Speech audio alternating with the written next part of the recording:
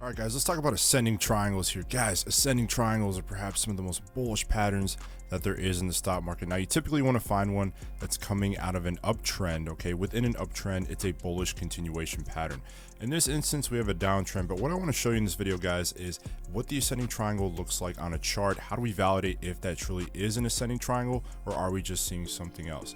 The first stock I want to highlight here is an example known as the stock NIO, ticker symbol NIO.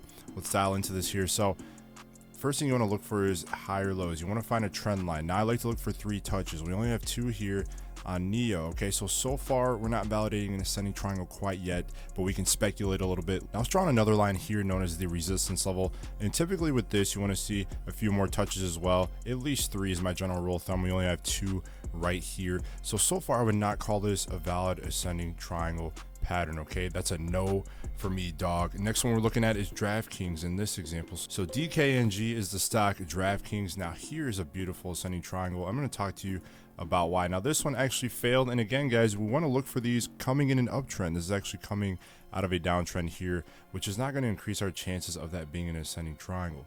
We have higher lows here, right? We're holding that trend line, multiple touches across the board here. Looks so far so good. Drawn in that resistance here, multiple touches as well. That is a beautiful, almost textbook ascending triangle. I say almost textbook again because we want that uptrend.